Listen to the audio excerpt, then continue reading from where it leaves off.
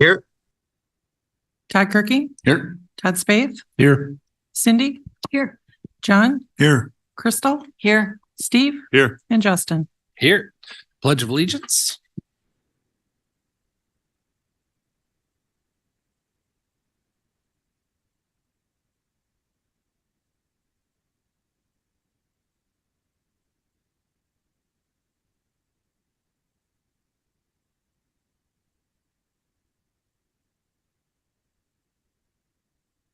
All right. Item number 2, approval of the March 12th, 2024 regular council minutes. This is David. I'll approve the minutes. Todd, I'll second it. All right, got a motion and a second. Any other discussion or questions? Nope. If not, all those in favor say aye. Aye. Opposed?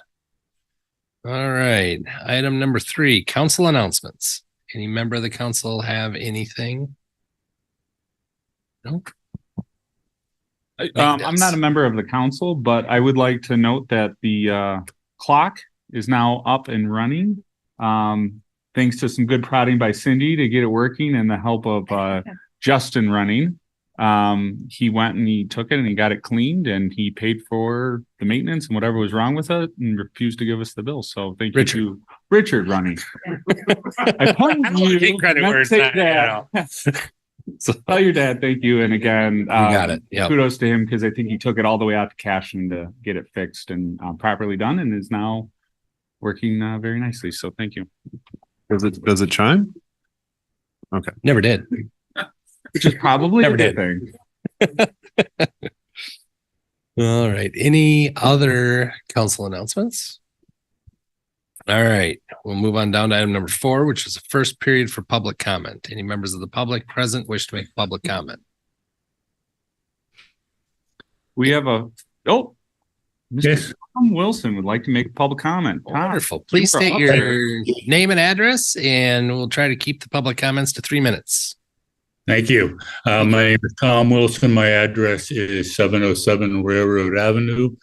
I'd like to speak briefly to 2 issues.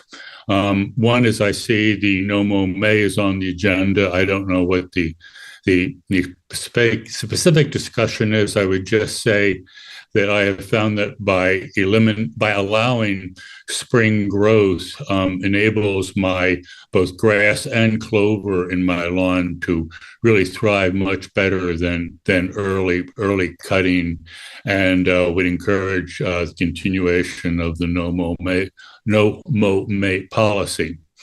My second issue is on the internet. I've recently been seeing ads for a firm called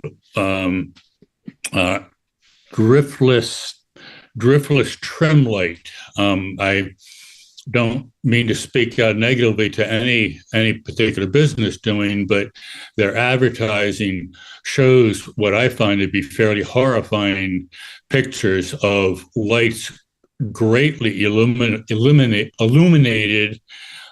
day and night with lots of colors. It's kind of your worst example of a Chevy Chase Christmas holiday movie, and they're promoting this for a year-round improvement to your home.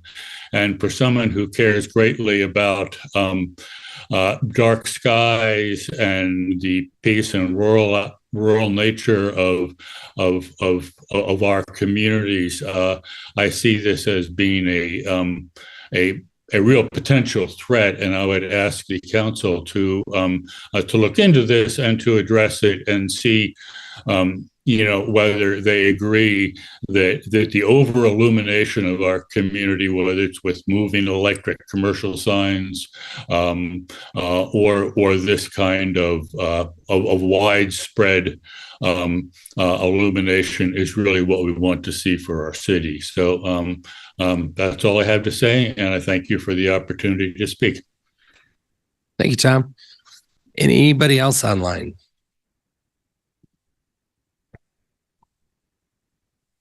There is, Mayor, but nobody is raising their hand or otherwise speaking up, so I think you're good to go.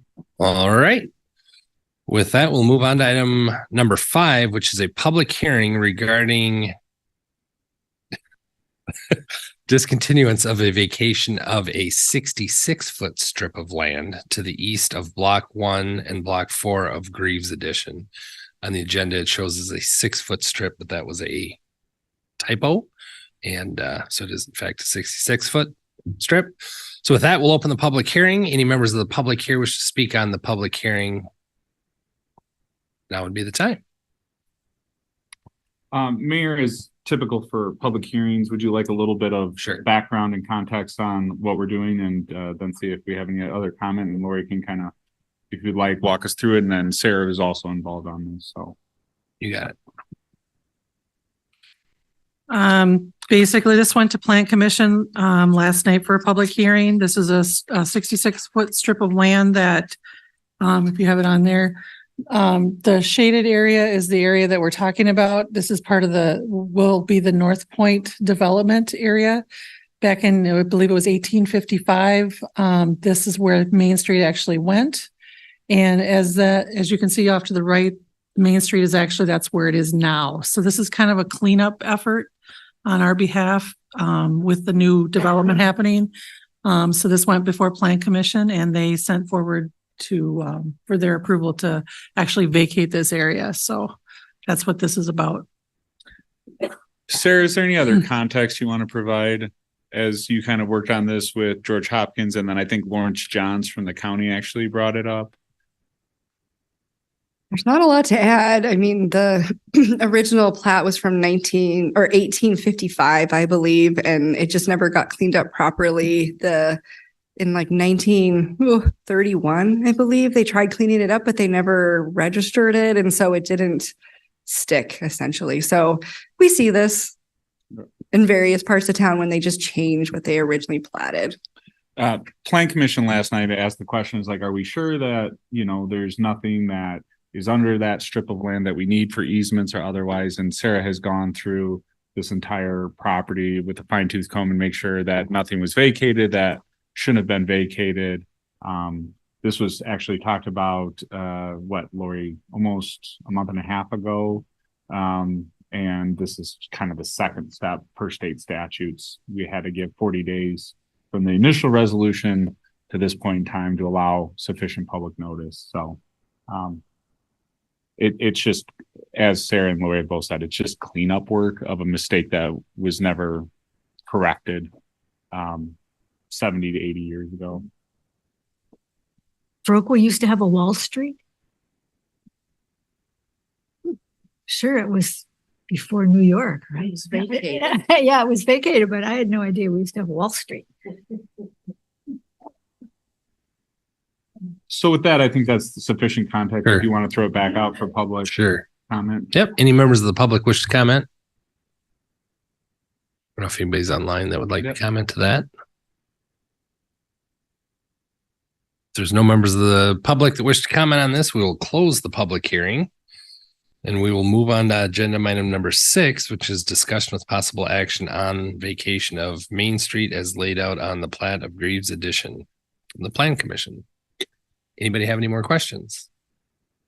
So I did put in a resolution when I amended this or whatever to state that it's the final part of that would get recorded along with, I believe it's a les pendens. I can't remember exactly that all that is or whatever, but yeah, if this were to get approved.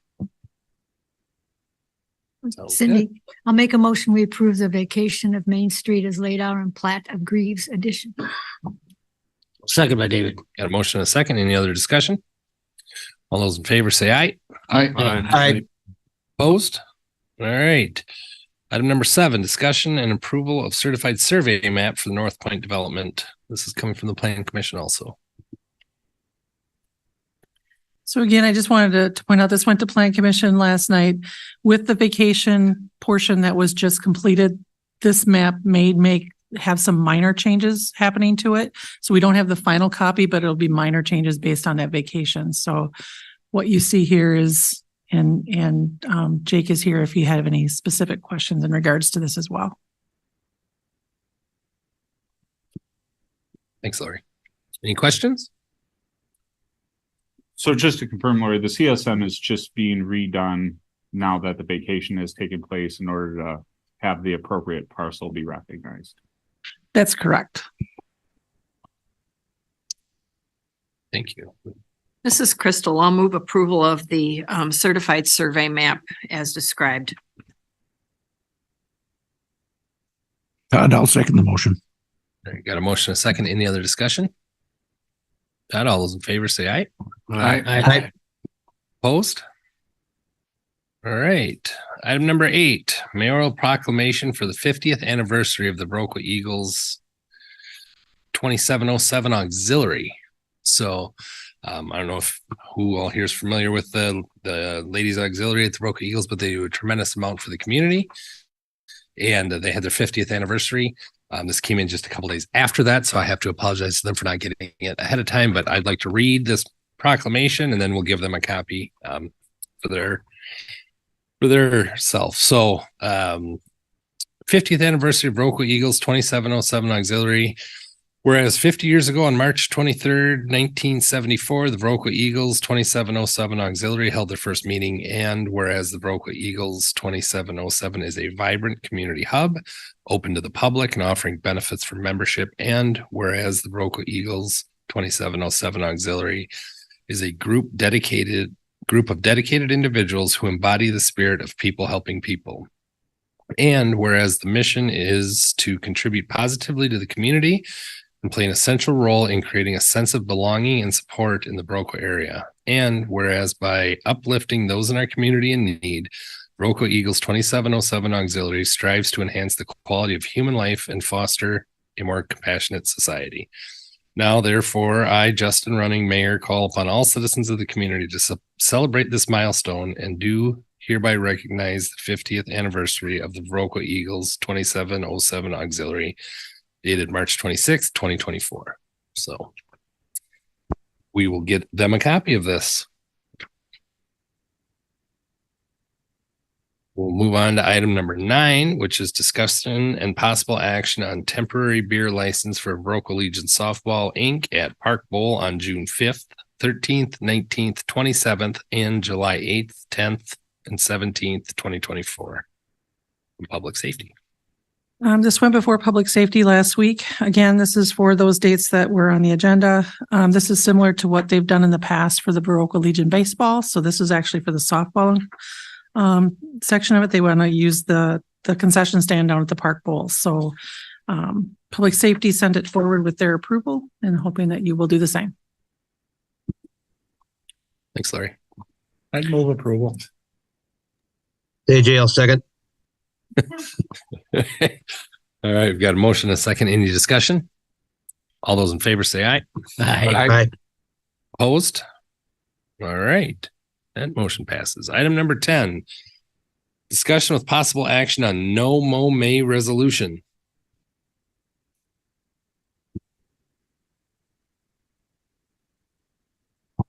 So Lori went ahead and created a resolution based on the resolution that came out last year. So I don't think there were any significant changes. Again, the whole idea here is we are not suspending the ordinance. What we are suspending is enforcement thereof, right?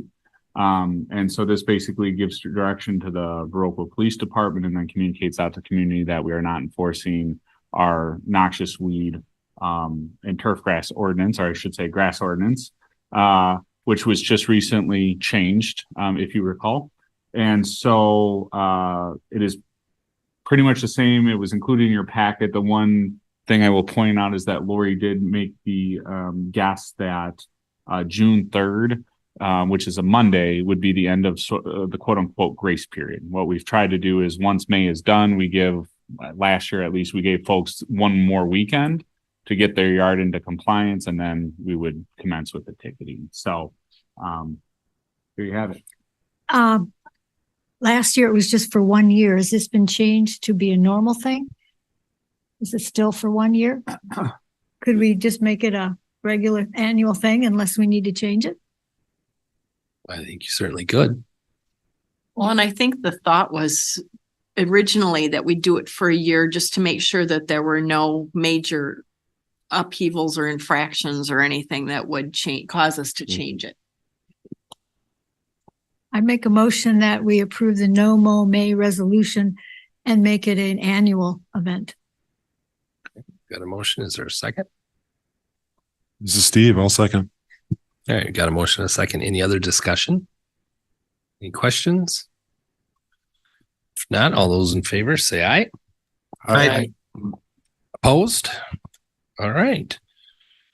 Item number 11, discussion with possible action on website firm recommendation.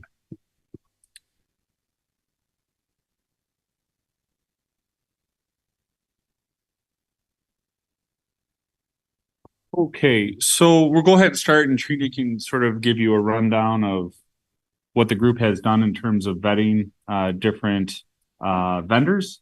And if you kind of want to start at the beginning and kind of bring us up to speed, that'd be great. Sure. So as you know, we issued an RFP seeking firms to help us with the website redesign project.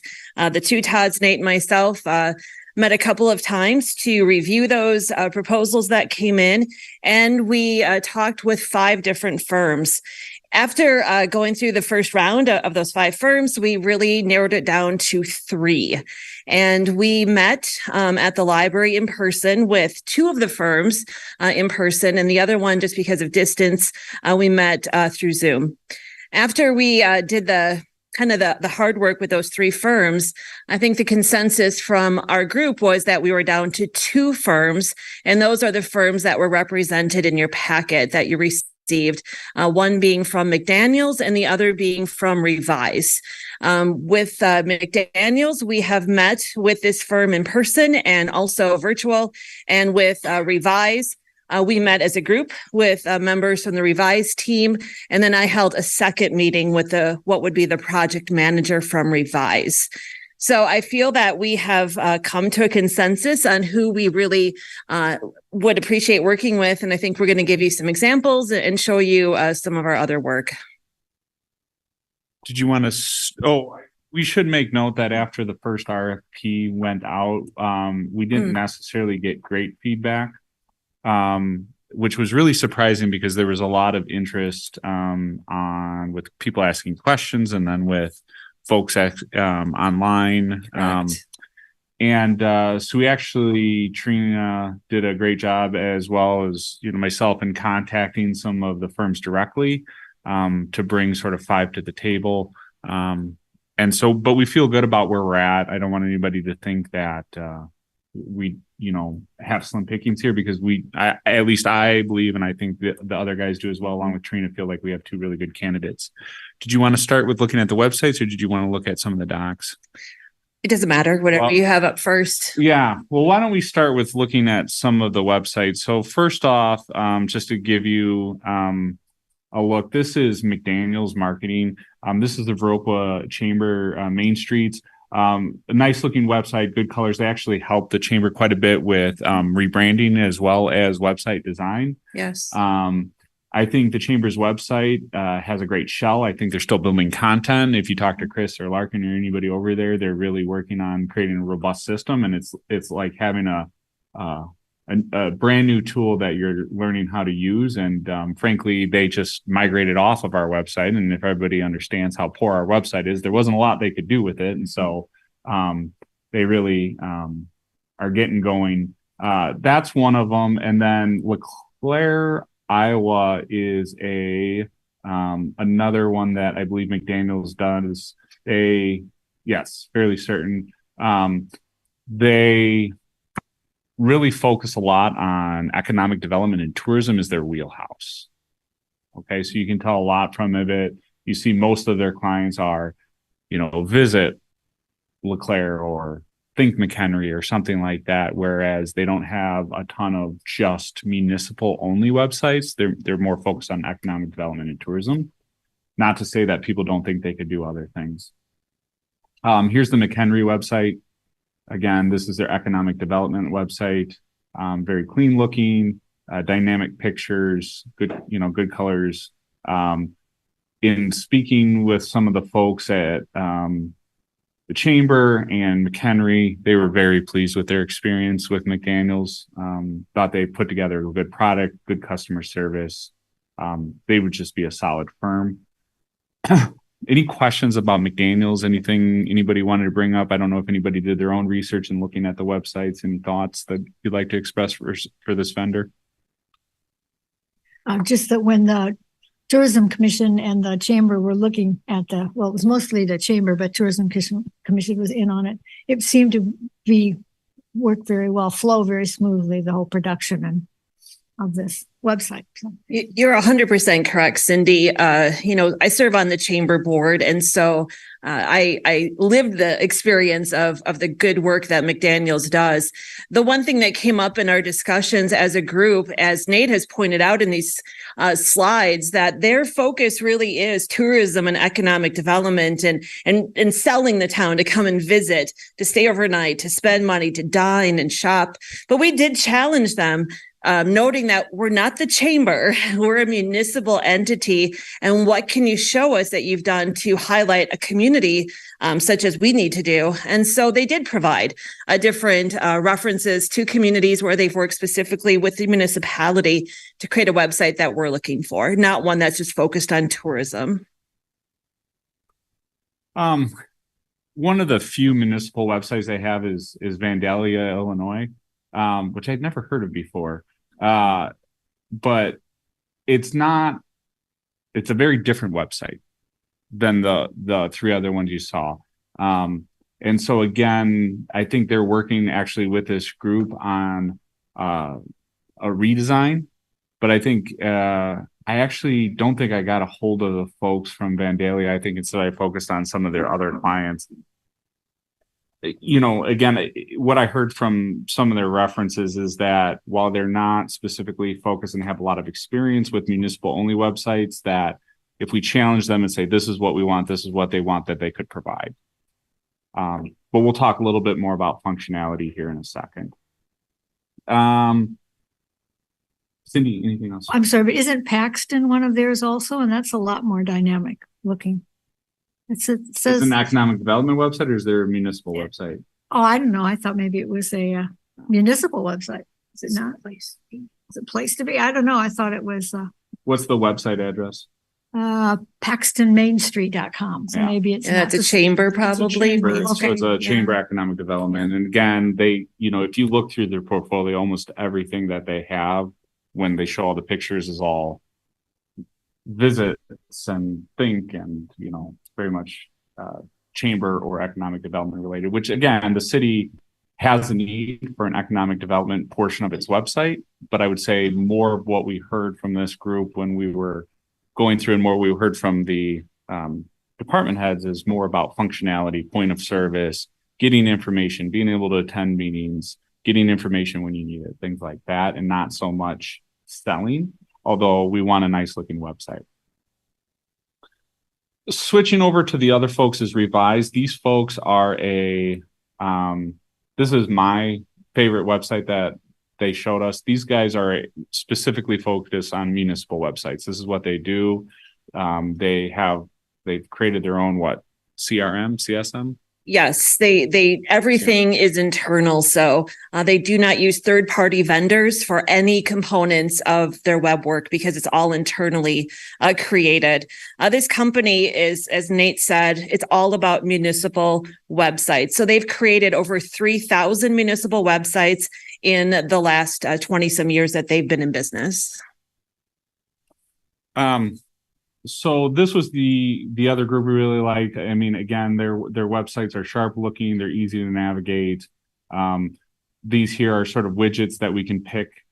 They're quick links, right? So people are often looking for public meetings. We can make that as easy as possible to find. Maybe there's current projects, learn about Main Street, the Main Street improvements. Permits is always a big thing. And then if people want to sign up for Park and Rec, they have their news stories. If we need any new commission members for anything, this would be a place to provide those opportunities for interested citizens. A nice looking calendar that's easy to find. You can be broken up into different things. So it can be on the Park and Rec side, things like that. Meeting calendars, which is something we're sorely lacking here at the city. But it's just a simple, and then within it, each department can sort of have their own, website. So if you go to the city clerk's page looks a little different than the fire department's page, looks a little different from the police department's. And you'll have to remember when you look at some of these websites, once the keys are turned over to the municipality, it's up to the municipality to make the decisions in terms of, design and content and things like that. So we really like these. To kind of cut to the chase, this is, I think, still at this point, the group, the website team, this was our first choice ahead of McDaniels. Yep, Revise ahead of McDaniels. And the biggest reason why is because of their body of work. They just work with more municipalities than tourism economic development entities. The other reason is that their checklist in terms of what they provide was just very comprehensive. And so I'll pull up, what was it? This sheet, Trina? Looks familiar. So Trina put this together, just talking about we had that specifications in our RFP about what we wanted to see. And essentially Trina sat back with them after we kind of knew they were our leading candidate and said, let's double check and make sure they check all the boxes. And I think they certainly do. They had some really nice stuff like employee portals they would be able to provide, where an employee can go on the website and with a secure link or a secure password be able to go online and get things like the benefits package information or any number of things, training videos or whatever we want to put on there for them. They also had, help me out, a registration software. They pretty much checked every box that we had. I mean, if you look at the top left where it says need, those are the needs that our team identified. And then the solution is what Revise came back with to answer. There was nothing that we asked for that they couldn't check the box and say, we can help you with. And so that was one thing that I really think impressed us. We identified those 40 needs that we must have in the website. The solution, Revise came back and said, we can do it all in-house. We do not have to go and farm this out to anybody. We can handle that. They have an experienced leadership team, and I think it's just ironic. Thomas Jean would be the project manager for our website if we choose to go with them. He led the project team when they designed the Verdon County website in 2019, and Revise has been rehired to come back in 2024 and do the Verdon County website as well, and Thomas Jean will be back. So he said, wow, that kind of says it right there. We did it the first time, and now we're coming back to do it again. The other thing that I think we really liked about Revise is they're thinking ahead of where we are today. They're not just thinking about, what's happening in 2024, but they're projecting. And that's one thing that I really appreciated, such as bringing in some AI chat features where if somebody types in, hey, when can I vote? That AI could answer and say, this is when absentee voting is happening. So it helped reduce some of the calls that come into City Hall, emails or messages through Facebook or social media, which I think is great. Again, looking for that strong leadership team. Nate met with Scott Liam, and he looked at all the tech side of this. A company focused on cybersecurity we want, disaster recovery, software maintenance, and tech support. Scott Liam, who has worked with the city for years on your current website, said it all checked his boxes, and this is a good company if we like the other components. Strong knowledge of what needs are for municipalities, a manageable project timeline. That was really important because all of us have 100 things going on, and we needed to make sure we could manage the expectations of this project. And so really looking at a May to October timeframe, this team is very specific. They only want 1 to 2 people to work with from the city, maximum 3. And they said it would probably be about 5 hours per week that this team would put in between May and October. If we have a 4-year contract with this company, they'll revamp or revise or redo our website in 4 years at no cost. And so that was exciting to me that in 4 years, if they're still good and we're still with them, they'll just come back and redo it. The website training that we need for staff, that checked our boxes. The biggest thing that all of you have always talked about is the budget. to stay on budget. We set a $20,000 budget for this project and they came in at $19,600. So that felt really good because a couple of the firms we eliminated were way bit beyond even the $30,000 mark. So this felt really good. And then the strong references. I was assigned Revise to go out and get references, and I contacted 3 municipalities. And then you can see, and I think you maybe have it in another document too, Nate, some of the reference comments that came in, which to me were very, very positive, which are right there. The first quote where it says there is a timeline, that came from Christina Dahlhausen with Vernon County, who could not say enough. I also spoke with folks in Fort Atkinson as well as Trumpealo County, who all gave the thumbs up.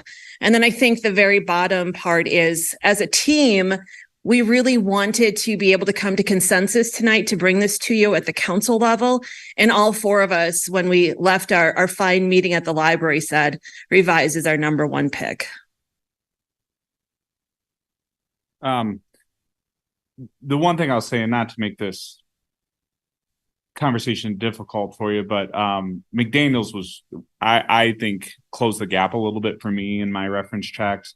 Number one, from a money standpoint, the 2 entities are incredibly comparable, both in terms of their upfront costs and then their annual costs for like maintenance and just updates. And McDaniels has some widgets and plugins that you have to pay for, where sort of Revise is all inclusive, but they're the exact same spot from a budgeting standpoint.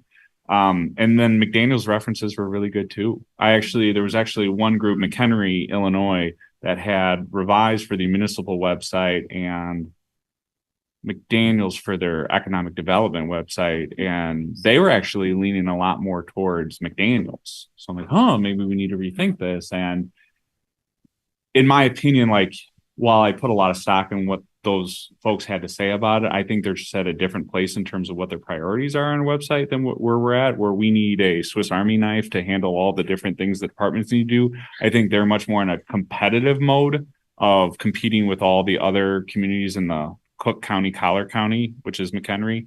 And that's why, and their administrator also has a strong communications background. So I think they tend to favor the more economic development touristy sort of approach to websites. Again, it was a 10-minute conversation, so I'm trying to take what I can from it. So it's close. It really is. But I still think, from my perspective, I think Revise still edges. I don't know if Todd, and this is the first time Todd have heard the sort of reference checks, but I don't know if you guys have anything you want to add.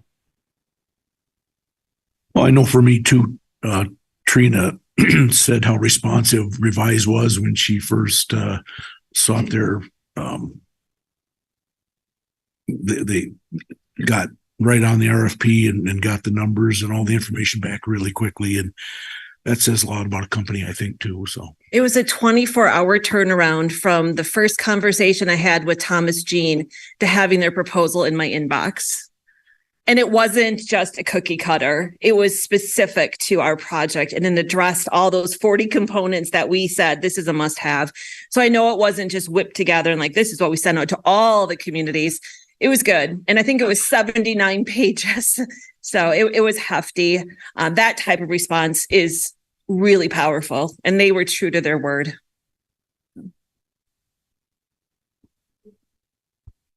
I have a question. It's probably going to date me horribly, but do we have all the hardware we need to do this, or is that going to require some upgrade as well? Everything is a cloud-based solution. Okay. They host, and really the only requirements that we have on our end are to know how to use it. Okay. It's a web-based platform for going into. Nothing is really stored locally or run locally. Okay. One of the things Scott looked at is, their security and redundant backups and their resiliency. And his comment was like, they are just as good as, everybody sort of uses the same things nowadays for their hosting, like Amazon Web Services. He's like, they're on Amazon Web Services. That's really all you need to know. They're good to go. Right. Okay. And so, no, we're okay. Okay. Thank you. Well, thank you guys. Any thoughts, questions? Well, I guess we already have essentially the tourism and economic development page, which is great. I do think we need something that works for all the different departments within the city and is user friendly. I feel like, because that the other page you showed from, was it McHenry? Is that the one? Yeah. McDaniel, sorry. I mean, yeah, sorry. That, I mean, that's night and day difference between any of the other ones you showed. So, and this one's dated, and McDaniel's was pretty on point. They're like, hey, we did this one some time ago, and they, I think, have rehired them to help update the website. So this isn't. It's a shame that this is the right. It's a dated municipal website, but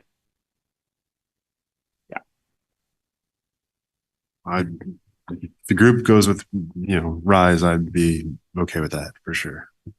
We should mention Revise is out of Troy, Michigan. That's their headquarters. But they have alluded to, and I could be wrong, but I believe there's 3 meetings for sure that they will be here in person, including meeting number 1, which they call a kickoff meeting. So it's not all virtual. They are traveling here. When I talked to Thomas Jean, he described the wilderness that he had to drive through when he came to Viroqua for the first time, and he didn't know when the wilderness would end. And then all of a sudden there was Viroqua, and he was thrilled. So that was his experience here in Viroqua. So yeah, I think McDaniel's and I think Revise are both fantastic groups. The people on both teams are wonderful, but I'm leaning towards Revise because of their government expertise. Thanks, Trina. Any other question? Yeah, I guess Steve? now I'm thinking about it, is the mobile pages, do they check out as well? Because I feel like mobile is the way people look at websites. I was on Revise the day Nate and I talked about this, and I was very both groups said that it is being able to be readable properly on mobile devices is now a standard issue thing that every company will do, right? Because everybody knows that 9 times out of 10 people aren't at a computer looking at a website. They're on a tablet or they're on a phone pulling up, and it needs to be responsive to that. So both, we asked both questions, I think, Right. and both companies they're good to go. Okay. The big splashy pictures sometimes don't translate to mobile. That's why I was curious. Yeah. You pull up your phone, it figures it out. And he did it, he's like, because he could simulate it, even though we were on Zoom, he could simulate saying, hey, this is what it looks like when it transfers to a phone or something like that. So if I like San Carlos just because I like their colors, but if you pull up San Carlos, California, you can kind of see how that front page sort of translates into a mobile look. I know this project doesn't include any rebranding as far as a new logo, colors, anything like that. But in my meeting with Thomas Jean, I asked if Revise does those services, because what if at some point after we get a splashy website, we think, wow, our logo is a little old looking or dated, and they can do those services as well. very good. One thing I like to Revise is, everybody knows I'm not the sharpest tool in the shed on the website, but they explain everything for somebody like a very beginner type, that it was easy to use. I really appreciated that. So that's my 2 cents worth.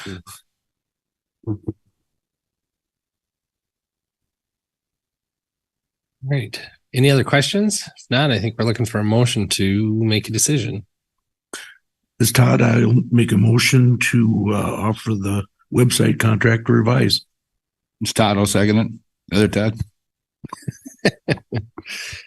Nate? Yep. So just the next step, we would start working with the Revise on a contract, and that would come forward at your next meeting. So at this point, you're just approving to choose that we've selected them to move forward with. All right, we've got a motion and a second. Any other discussion? You want to do a roll call, Lori, or we'll do a roll call. David, Aye. Andrew, Aye. Todd Kirking. Aye. Todd Spade, Aye. Cindy. Aye. John, Aye. Crystal. Aye. And Steve. Aye. All right. Thank you for everybody's work on that. I know it was a a lot. So moving on to item number 12, discussion with possible action on divestment of contents from Old City Hall. Okay, so this came out last week. We had been talking about this whole process for some time now, and this year really snuck up on me with all the things going on. And so here we are ready for the contractors to come in and bring the building down, and we need to make sure what's left in the building gets out. So what we put out through conversation with some of the Trina and George and whatnot was that we'll do this called a rummage sale. People generally understand what that means. It's we don't want this stuff anymore, get it for cheap, right? What I'd like to just touch base with you on is a couple things in terms of like selling prices, just to make sure everybody's on the same page. Most of what's in here is some of it's in good shape, some of it isn't. It's been well used and well loved, and we've had some of this stuff for quite a while. Most of it is what you see there: desks, file cabinets. There's some chairs. Actually, this chair's in my office. We'll talk about that in a second. But there's all these old task chairs. You'll notice some of the ones that were in here, your old council chairs, are now over there because we didn't need 12 of them in this space. So we do that. There's a big, I think that's like a steel desk of some sort, things like that. So we're only talking about furniture or supplies. There's a lot of like binders, as we went through City Hall and we started digitizing stuff, there's just tons of binders. In speaking with George, we can't just give stuff away, right? But what we can do is sell stuff for $1. And that was George's recommendation to us, is at the very least sell stuff for $1. If there's stuff in there that you think is more valuable and people would pay more for it, then you can ask them to do that. What I need is just to have direction from you on what are you willing to let this stuff go for? And with my, in my opinion, our goal is to get it to somebody who can find another second life for it, get some use out of it, and keep it out of the landfill, and also keep us from having to spend money to dispose of it, right? That would be my priorities to you. But if you want to get into some haggling, we can make that work. We've got a gentleman from the Park and Rec Department. I don't know if you guys know Gene Miller. He's the part-time employee that works with Kale and Nate. He's great. He's agreed to come over here and just keep an eye on things and talk to people. I'll be checking on him throughout the day, but just to make sure that people are safe in the building and don't go anywhere they shouldn't or play with stuff that they shouldn't. And I don't want to give them too big of a task to say like, hey, haggle with everybody who comes in the door. So keeping it simple would be helpful to him and helpful to me. But there you have it. Just looking for a little direction on. Can't we let him use his discretion then, if you have the faith in him to do that? Sure. I don't think he's prepared, and what's the word I'm looking for? Antiques Roadshow. What's the word? Haggle. Yeah, appraise or evaluate what some of these things would be worth or could be worth. I mean, he could say $5 for that, or he could just let people like make me your best offer, right? Yeah. And then I think our approach would be like, let's just get the stuff out the door. The biggest thing is it needs to be gone by Thursday of next week, because contractors are coming that following week, and the public works team is still going to have a little bit of stuff to do to get prepared. Looks like it says here to be removed by this Thursday. Well, heck, David, that's accurate, isn't it? Who copy checked that? Yes, we will update that tomorrow, but It's certainly the following Thursday. It'd be the following. Okay. No. It is this Thursday. Thank you. You're right. It is this Thursday. We're doing this tomorrow. Right. Right. We're doing this tomorrow. You want things? People come in, they either take it tomorrow, they take it the next day, but it's got to be gone before Friday, because we're not going to be here, most of us. And paid for, I'm assuming. What? And paid for? Correct. Well, right. Yeah. Is this all like in a certain area where like people aren't going to be able to like just wander the building, right? Correct. Everything, the public works team and the city hall staff have done a good job of bringing everything down into the clerk space and the old council chambers. there's no doors left on a lot of it because those have been removed and are going to go to Bethlehem to be reused if they can be, and hopefully they should be, for the WPA bathhouse project. But that's part of why Gene's there, is to say like, hey, stay in here, stay in there, don't go into rooms, don't go upstairs, don't go downstairs. So you're wanting direction on what the bottom. The reality of all this stuff is this has been gone through multiple times by multiple departments in the city. Everybody's taken what they want. So this is either basically giveaway or garbage. But according to George, we have to have some monetary value. So right. I think he said his direction is like, yep, if you're doing the right thing financially because you're trying to keep from the expense of having to dispose of it. So if you can get somebody to pay $1 for it to take it off your hands, do that. But that was right. his advice. Well, that would be. But I mean, when you have like the binders and things, like, I mean, you said it right. And that's what I said. If it's small stuff like office supplies, they say, it would be up to, I can talk Gene through that and say, hey, you want 5 binders, give me $1, they're yours, right? Okay. I don't think it's like every paper clip we're going to say $1, within reason. But if it's, let's say it's one of those task chairs and somebody's like, hey, that would make a nice, camp chair or hunting chair. Okay, what are you going to give me for it? Great, take it. So if the council sets $1 as the bottom price for whatever, that's what you're looking for. Yep, essentially. Did you say you were going to say something about that old chair? Yeah. So that whole chair, it's the wooden one on the bottom left corner. Evidently Bill Moffitt, that was Bill Moffitt's chair, and he sat in it every council meeting, and Tim Hunt made it well known that was Bill Moffitt's chair. And I thought it was interesting and neat that it was tied to a former council member, and then I think a future VDA or a former VDA president as well. And I said, well, it's up in my office just in case we wanted to keep it around. Maybe we get it refinished. Maybe we go stick it in the corner over there, and it's just a nice piece of history we brought over. If not, we just put it back over and somebody can take it. It's in rough shape, but it's a solid wood chair. He was Tim Moffitt. His son was in my class in high school, so I could get in touch with him if he wanted to give it to his son for $1. For $1. But again, if you want, you pulled it out so it's separate, so we can not have to. Well, yeah, I pulled it out mostly because I was like, I had a little bit of anxiety of like, should I leave this? Should I not? Maybe it deserves to stay at the new city hall because it was a council chair. You know what I mean? It's just, there's something about it. Yeah. Lori doesn't like it. Sure. All right. I think we should just leave it to taking offers and let it be up to Gary's discretion. And, if he wants to combine some things together, people do, and just, sure.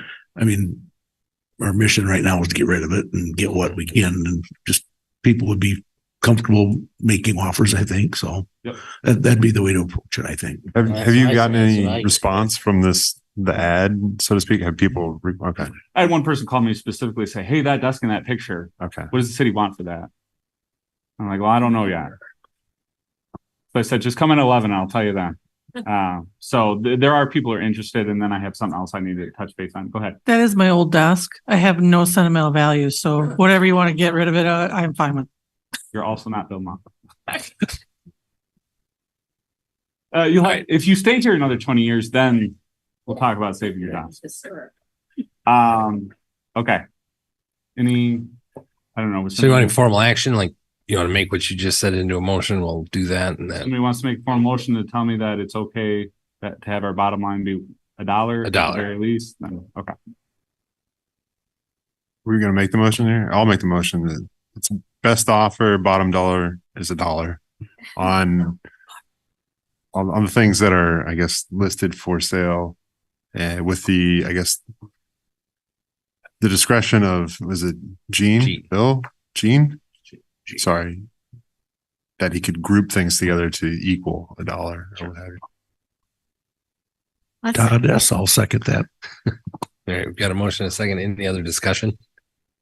No. All those in favor, say aye. Aye. Aye. Opposed? All right.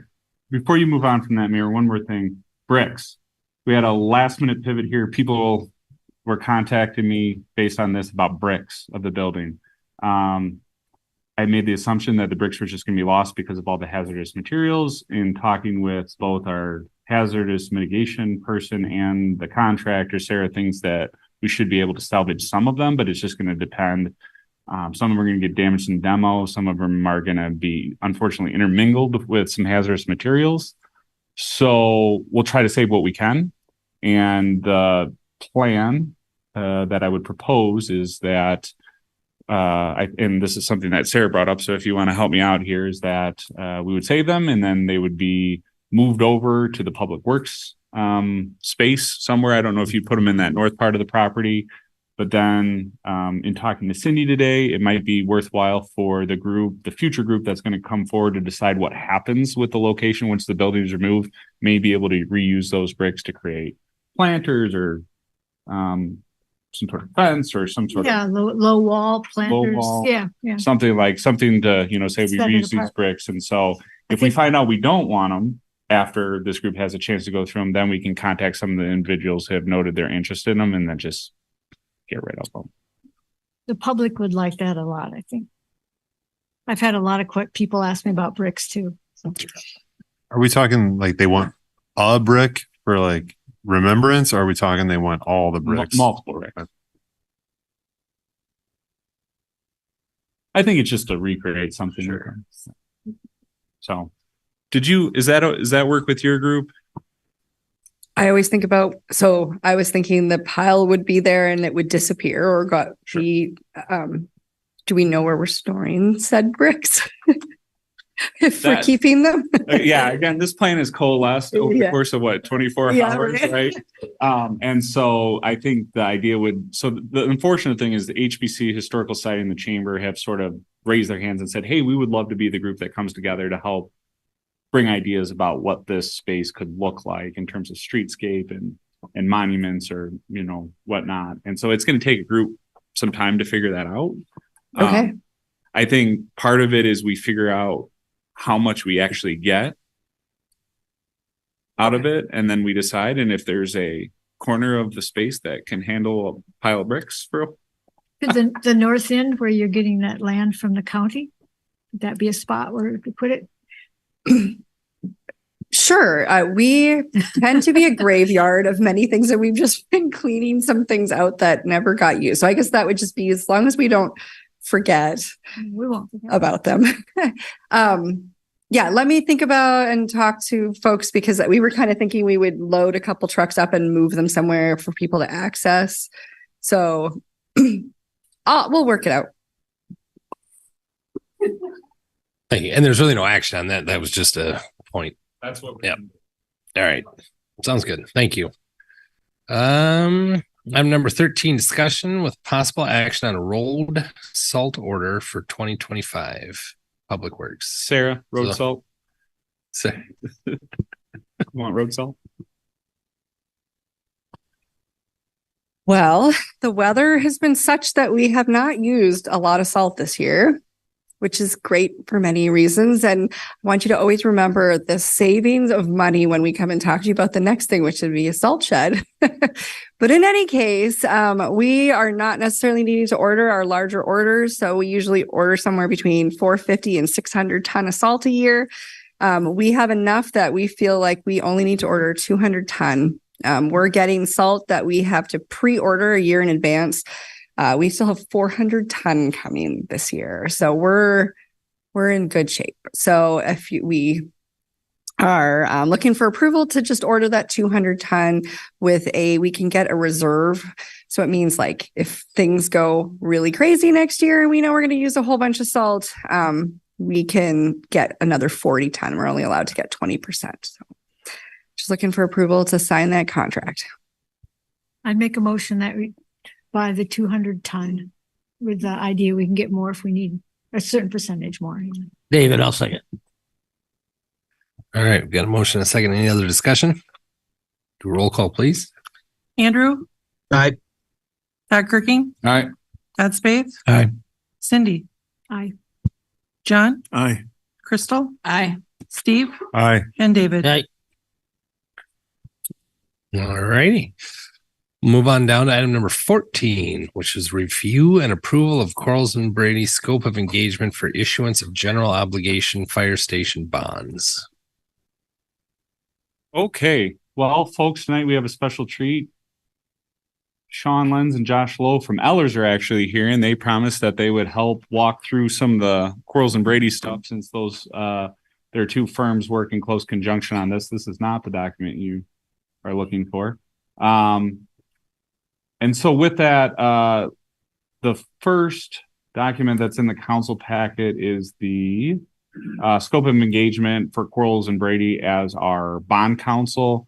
They essentially facilitate the bonding, make sure that we are doing everything legally, facilitate the rating with our bonding agency, and other such things. We've signed these documents before.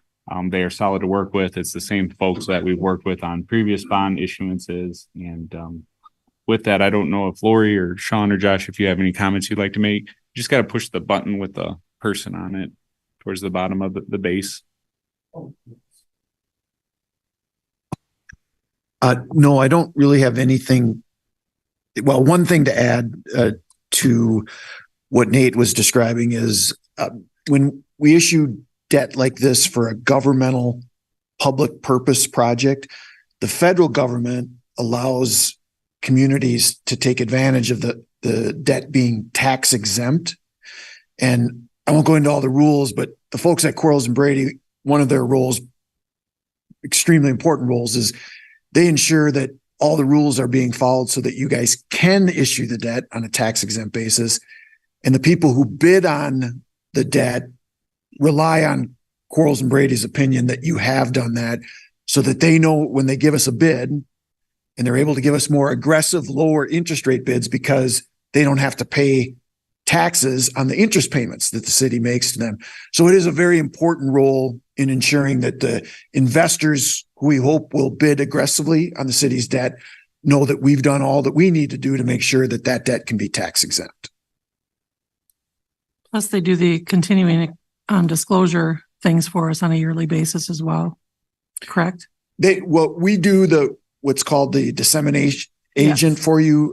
Quarles, though, is involved in drafting the continuing disclosure undertaking. And just again, not to get too much in the weeds for the council here, but when we issue bonds, it's not just important that we present the current financial status and the situation in Viroqua to the market at the time that we do the issue, but over the likely 20-year life of this bond issue, the bonds themselves will be bought and sold many times over. So it's very important that we, on an annual basis, update people that they can see and price the bonds appropriately and understand that Viroqua is still a very well-running, financially stable community. And that's another very important role in the entire transaction, as Lori's mentioning. She might have been actually talking about the scope of council. Oh, is that what you meant? I'm sorry, Lori. Yes. So kind of on the same vein, the other role that they serve as disclosure counsel, and thank you, Josh, is we put together, has anyone ever bought stock or a mutual fund before? You know how you get that prospectus? What the city does is something very similar to that. It's called an official statement, and Ellers will work with the city on preparing that. Another thing that is involved in that is Quarles' role in reviewing and ensuring that that document is complete and it contains all the information that is necessary for people to make an accurate bid on the bonds. And that's the disclosure council role, which is included in the scope there as well. And it's a role that they've done for the city, I think, on the last couple debt issues at least. Yep. So I don't know, Nate, if you wanted to point out their fee schedule that's in there, that it's they're estimating their fee to be $16,000 for the bond counsel and $10,400 as disclosure counsel. So that's kind of what's part of this package.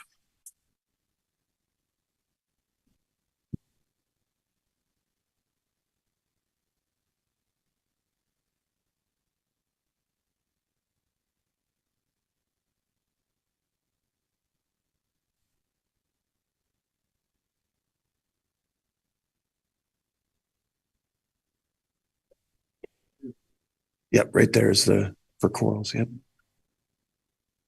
So again, it's one of those things we use them as part of the city hall closing as well.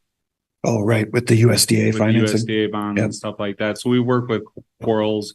They're expensive, like most, but that's bond councils for you. We're always kind of thrown back. I know Sarah and I, whenever we look at their estimate for providing bond counsel is always expensive, but it's a lot of important things that require some attention to detail. And this is what we would propose, is signing the scope of engagement on behalf of the fire station project. Thank you, Nate. Questions? No? Now we'd be looking for a motion to approve the scope of engagement letter. Make a motion, we approve the scope of engagement for issuance of general obligation fire station bonds with Corbett and Brady. This is Crystal. I'll second. Got a motion and a second. Any other discussion? No, roll call, please. Todd Kirking. Aye. Todd Spaeth. Aye. Cindy. Aye. John. Aye. Crystal. Aye. Steve. Aye. David. Aye. And Andrew. Aye. All right. Moving on to item number 15, review and approval of resolution providing the sale of approximately $3,875,000 in general obligation promissory notes, series 2024A. I'll pull up the pre-sale report. Yeah, that would be appreciated, Nate. So, Mayor, if it's okay, prior to the council considering action on this, we worked with city staff on putting together a pre-sale report, and I think Nate will bring it up on the screen. If anyone likes to have a hard copy, we've got a few here too. Happy to hand those out if need be. The pre-sale report is focused on the plan of finance to secure the $3,875,000 in financing for the fire station project. Interesting to note, in the last week, we probably had 2 or 3 iterations of this, Nate, because there has been a change in state law, which I've been in the public finance world for almost 30 years, and this is one of the biggest changes I've probably ever seen in Wisconsin.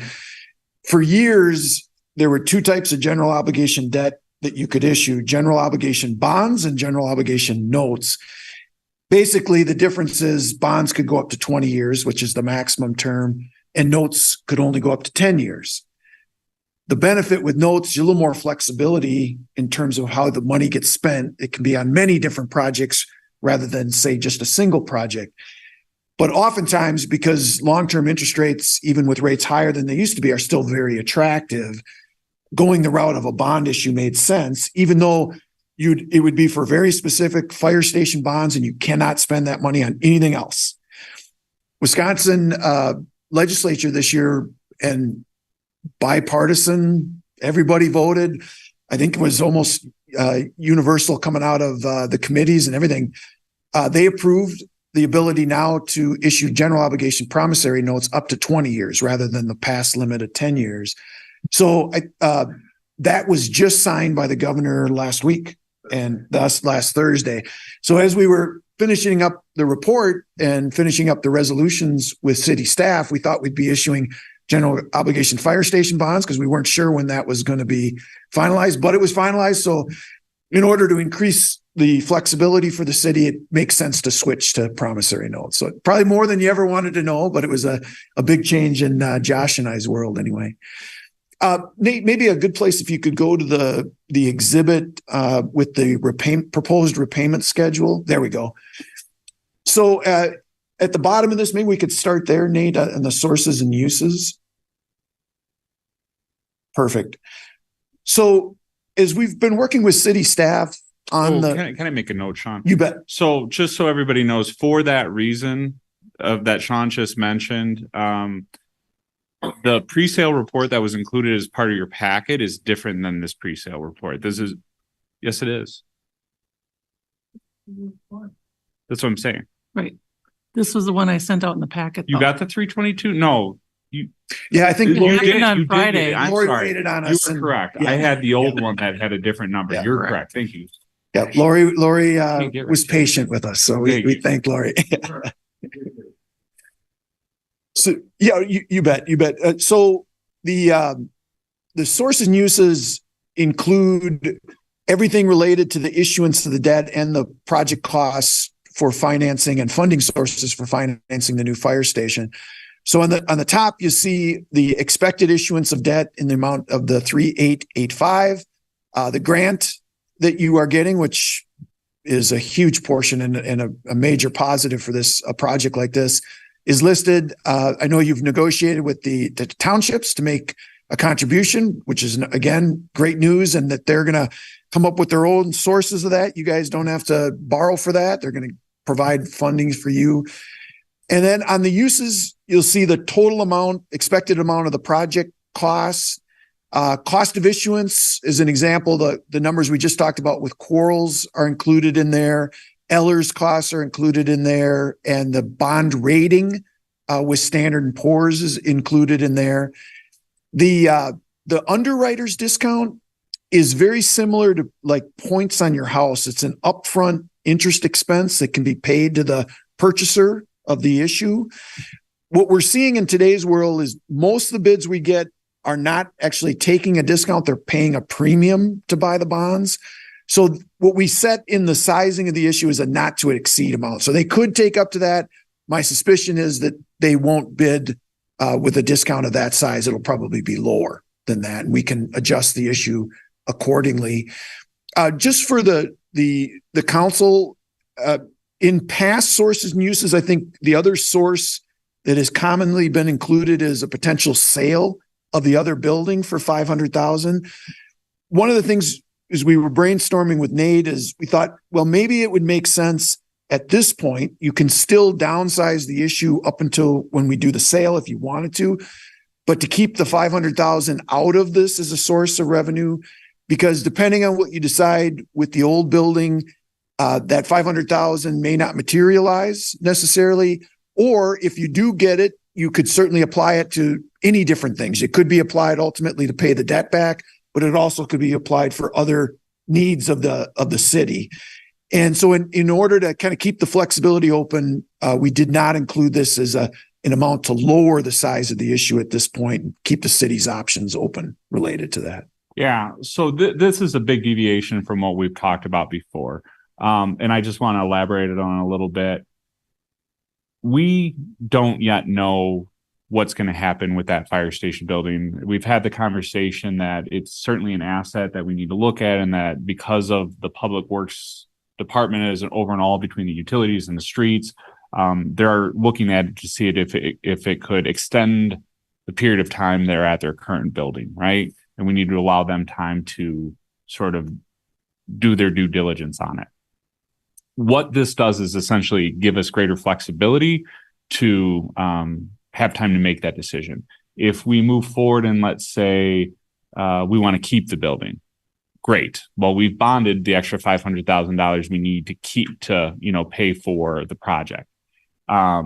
If we don't end up wanting the building, as Sean just said, we can use that additional $500,000 to pay down other debt and thereby reducing our debt service overall. So one way or another, we have the money there and we can see how it shakes out and watch. The other thing it does for us, which is really positive, is it prevents us from having to take out interim financing to carry that $500,000 for the next 12 months, at least 16 months until we can sell the building, because we'd have to wait until we move out of it. Right.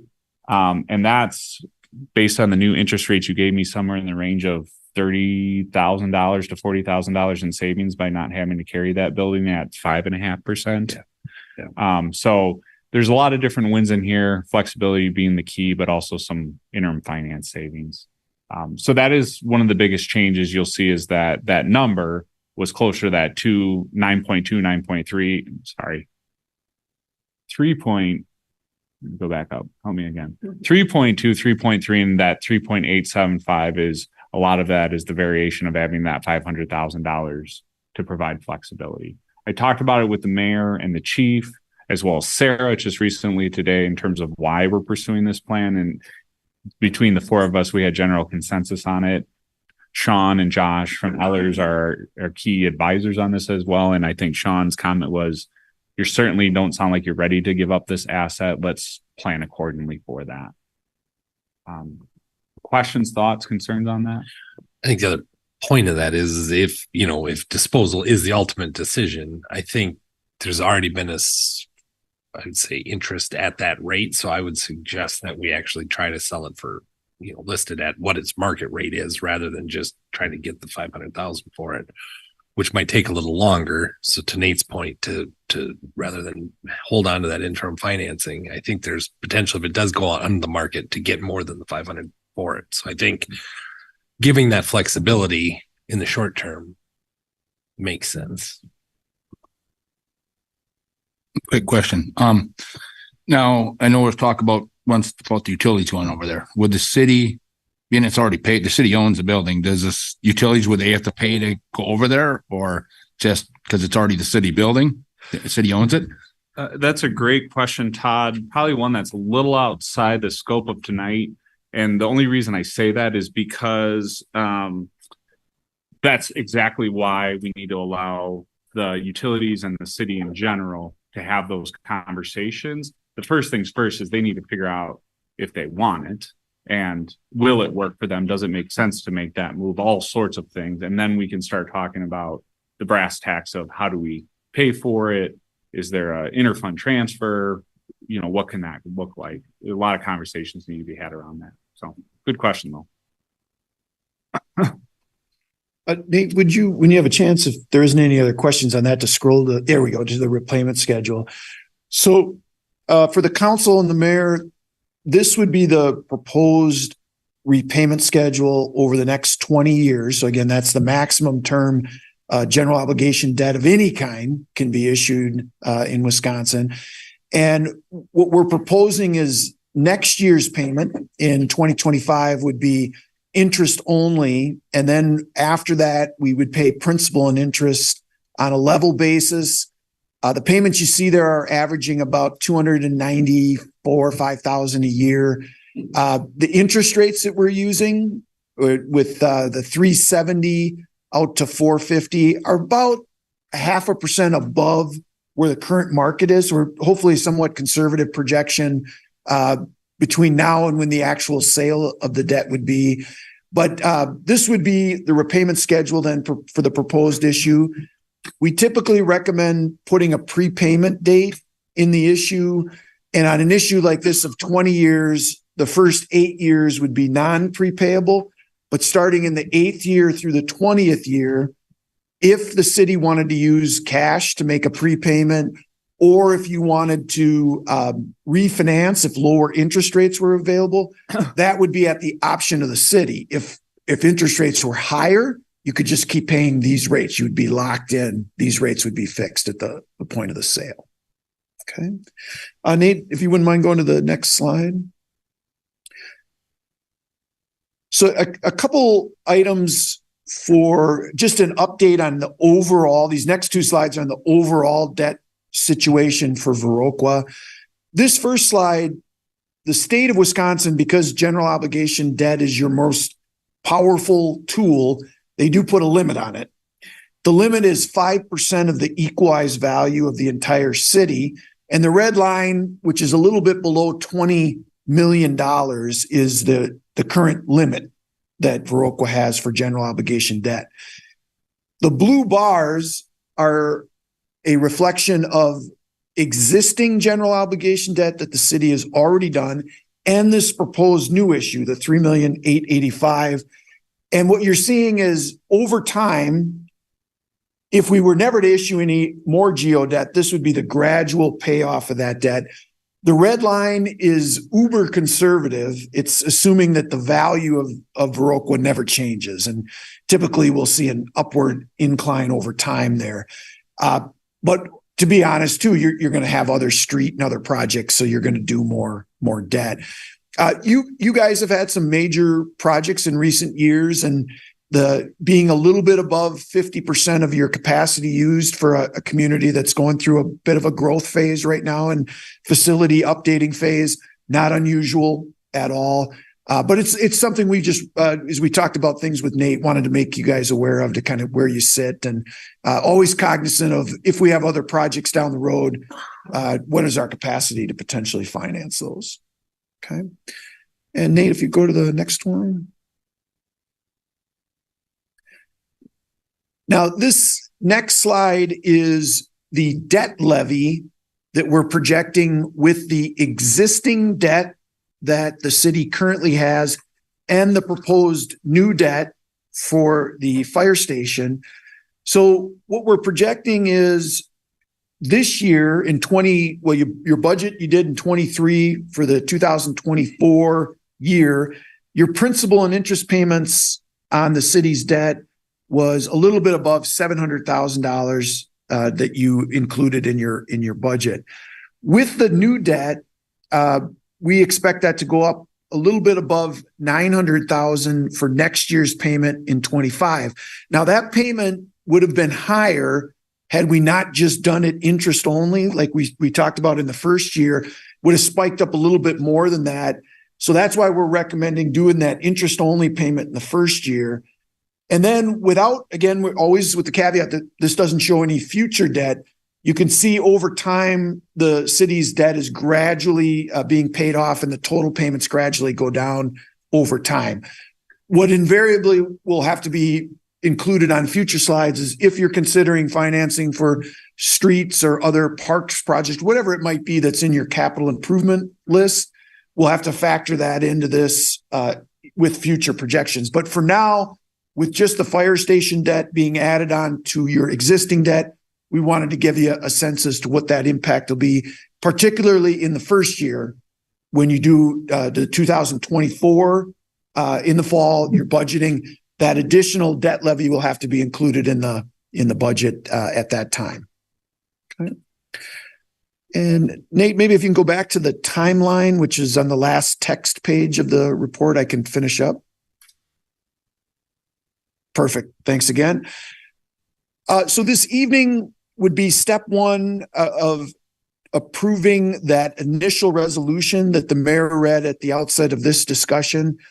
What we would be doing as we head into April is working with city staff on a couple of things. One is putting that prospectus or official statement that I described together. We will also be conducting, probably in the middle of the month, I think we've already set this at April 17th, we'll have a meeting with the bond rating agency. I suspect that we'll be in or around the exact same rating we have been historically, which is a very strong A+ rating. And then toward the third week of the month, around the week of April 22nd, we will be releasing that official statement to prospective bidders, and bidders locally as well as nationally will all have the opportunity to provide us a bid. The bids would be due the morning of April 30th. And Josh and I will work on compiling those bids, discussing with Lori and Nate the result of the sale. And most likely that evening, unless something really strange happens, we would be with you to present the results. And nothing is locked in until you've reviewed those results and accept the best bid that we receive at that time. And a few weeks after that, much like if you do a home financing or refinancing, there's a closing date.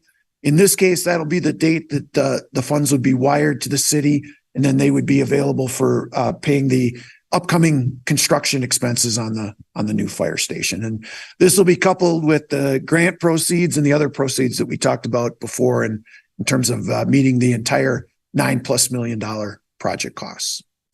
So with that, Mr. Mayor, I'd turn it back to you for any questions and potential action on that resolution. Thank you very much. Questions? A lot of information. Is everybody comfortable with the information? Mayor, if I could, I just want to provide everybody. I know we always, whenever we make these decisions, we like saying, hey, what's taxpayer impact look like? And with that $500,000 added, and then the cost of issuance, I want to talk about that just a little bit.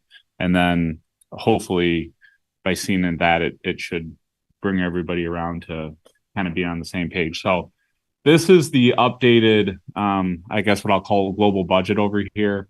In column C, you can see here that the biggest change is that we removed the $500,000 as a placeholder as part of other revenue, and in turn that kicked up the sort of what I'll call the city share, which is a little bit misleading because obviously the sale of the old fire station was city contribution as well. That dropped the interim financing considerably because, again, now we're only holding money essentially for the time period in between when we spend grant eligible dollars and when we wait for the USDA to reimburse us for those grant eligible expenses. And they've said it's somewhere between in and around a week for them to reimburse. And again, we're going off their best word, but they said it's very fast. It said it may even be a couple days, but I kind of built in some time. The biggest thing here is the cost of issuance, and I'll have to sort of plead forgiveness on this or ask for forgiveness. As we go through this, we try our best to capture every single expense as it's coming down the pipe. I had looked at some of the past issuance we've done and tried to get a gauge of where we're at. What I guess I didn't catch, and I've been trying to talk with Sean and Josh about this. Like, how are we missed at this? Because we've been looking at sort of these things together on and off over the course of the past 6 months. And part of it is because of the rating agency and Quarles and Brady, and because it's a larger bond, and because right now you have the cost of the underwriters discount in, which, again, as Sean said, that could swing in a very different direction for us. And so we're being very conservative on this. And so this what is up here represents a much an additionally conservative estimate about where we can land. And so again, for future projects, I think capturing those right away and always seeing those is going to be really important for us. And again, I think for me, it was a lesson learned. I made the mistake of looking at some promissory notes, smaller promissory notes that you helped with. That didn't include bonding agency. I'm like, $20,000, $30,000. And it's like, no, not the same at all. So again, lessons learned there.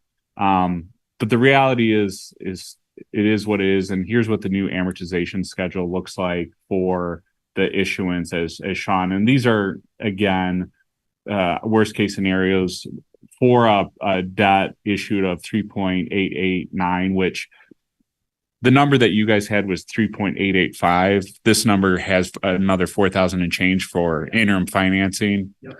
So again, but it gives a general sense. Total additional debt levy is this 291,000 a year, which again, Sean's and Josh's schedule is different because they get more creative. I shouldn't say creative, but they're more strategic about how principal and interest is paid off. And they talked about how it was going to be an interest only payment. So it's not going to happen exactly like this each year. But on average, 291,000 and change a year, we'll call it 292,000. What that means for somebody who owns a property, $250,000 is the additional $211 in taxes annually. Okay. The delta between that and what we talked about at the end of January, which is the last time we reviewed this, is essentially a change in $30 annually between this and what we looked at in January in terms of their annual taxes on average. So again, this is somewhat what we're talking about here.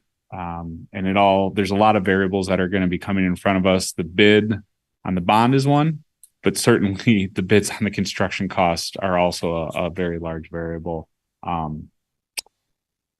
I think you guys have reviewed this. Did you have any questions or concerns on this? Or maybe I'm thinking of a different document I sent you. Well, you've shown us this in the past.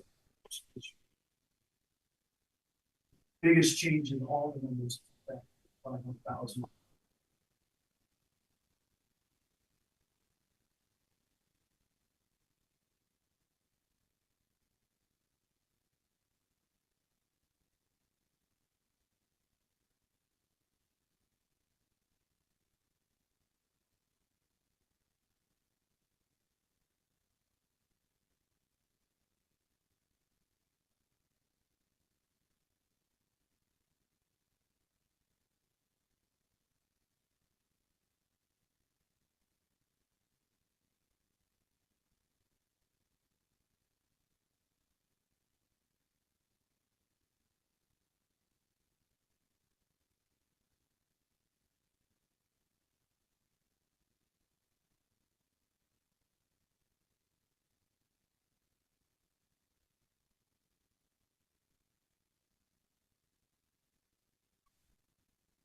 Thanks, Nate. Questions?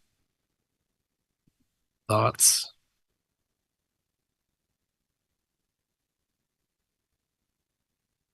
If not, we are looking for a motion to approve this resolution. I would so move. This is Crystal Light second. Got a motion and a second. Any other discussion?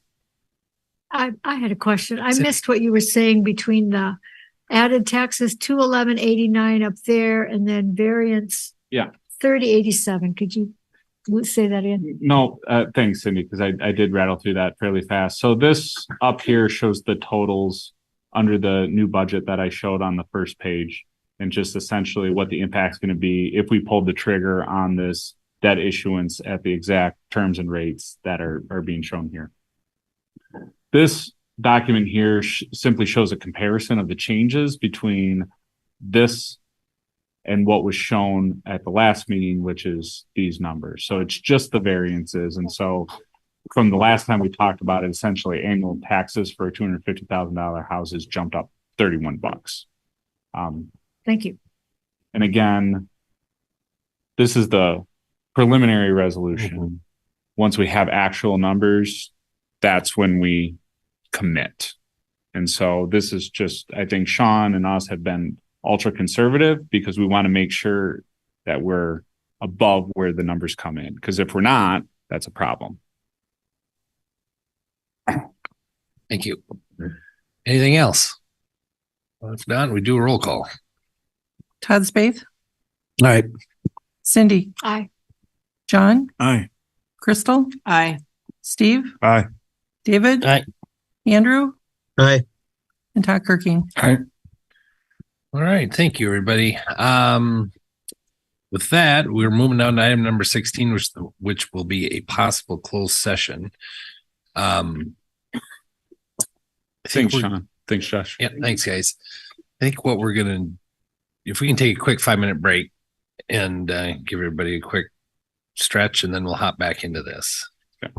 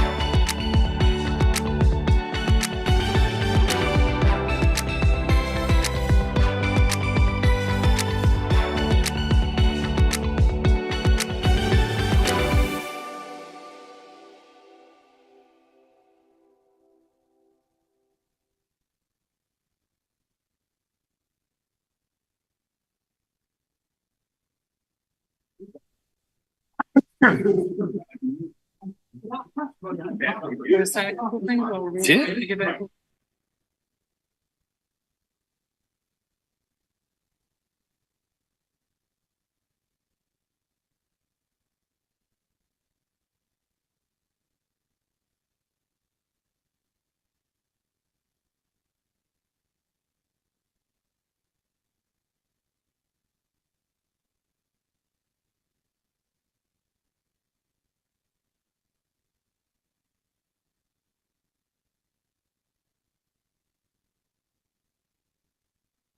Are we all back?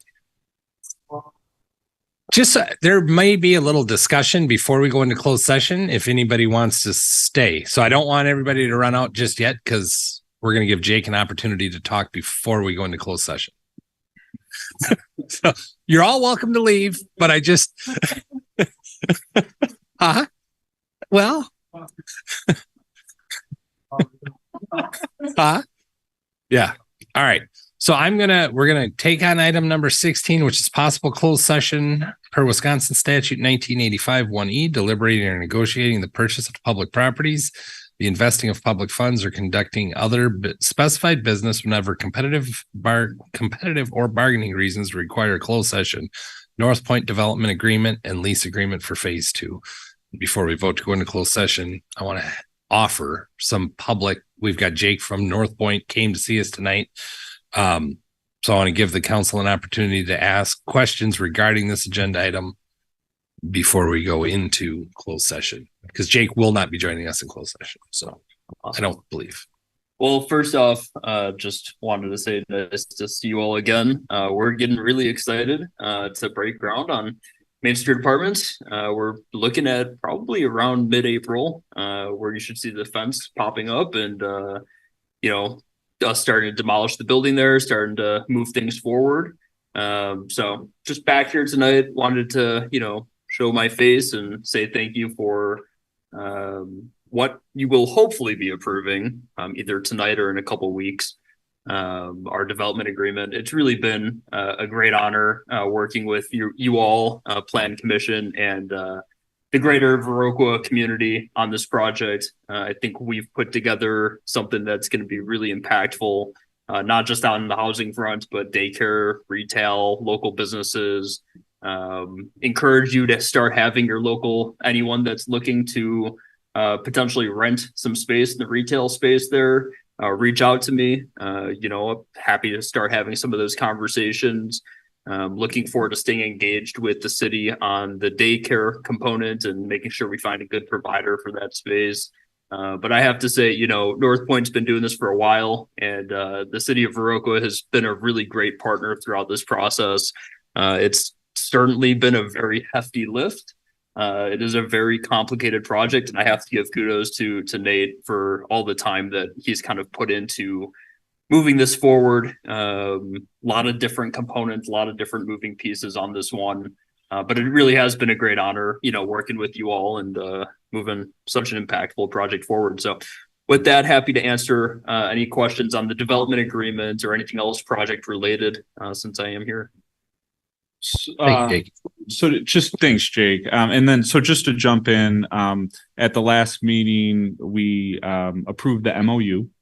That MOU is essentially, it was actually heftier and had more legalese in it than most MOUs do. So it was sort of what we'll look at tonight is sort of the continuing transition from the MOU into a development agreement. And so these folks actually haven't seen the iteration of the development agreement because, as Jake pointed out, we've been working on it constantly between myself and Kurt Mukow and George Hopkins have been looking at it. And so we'll kind of walk through the revision tonight. We won't be ready to approve anything tonight, but Jake and I thought it was both important as we're getting to sort of like the green light moment here, that he come on down in person and sort of have an opportunity to engage with you guys. And if there's any questions, concerns, otherwise he would be here to answer them in the flesh. So we'll jump into closed session in a second here, but if you have anything for Jake, it'd be great. As much as I'd love to ask you a question because you drove all this way for it, I don't have anything. It's been everything Jake said has been great. This has been a project that's been a long time in the works. 2+ years. Yep. North Point has closed on the property. It's secured. Everything's moving forward as it should. So, does anybody have anything for Jake? Okay, I'll ask something. Yeah, please. Please. Are you going to save any parts of the old countertop that would really make a lot of people feel better? I think feeling bad about it being torn down. Yeah, they came up a ton of times throughout the different community engagement, sessions we had.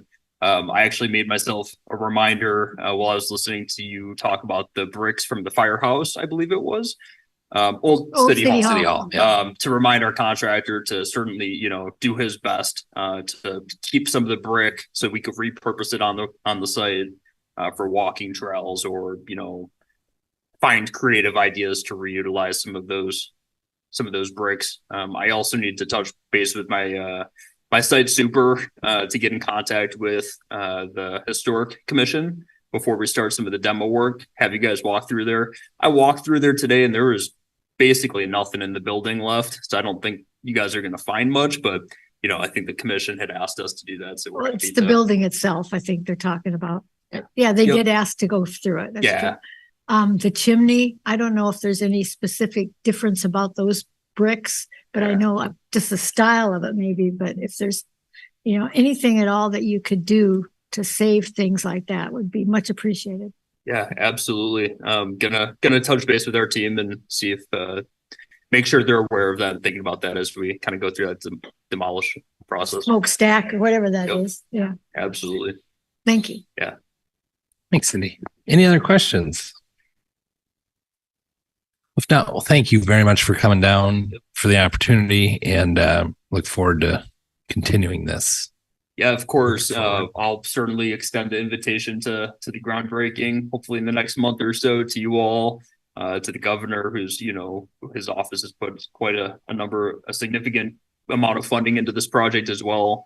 And all of their local partners that have been involved in this project. Would be great to see some of the community members come out as well who, contributed during the community engagement process. And once again, just wanted to thank you all for the opportunity to work together on this and looking forward to turning a great project over to the community. Thanks, Jake. Thanks. All right. Well, I would take a motion to go into closed session. Cindy, I'll make a motion to go into closed session. Steve, I'll second. Got a motion and a second. Can we have a roll call, please? Cindy. Aye. John. Aye. Crystal. Aye. Steve. Aye. David. Aye. Andrew. Aye. Todd Kirking. Aye. And Todd Spaeth. Aye.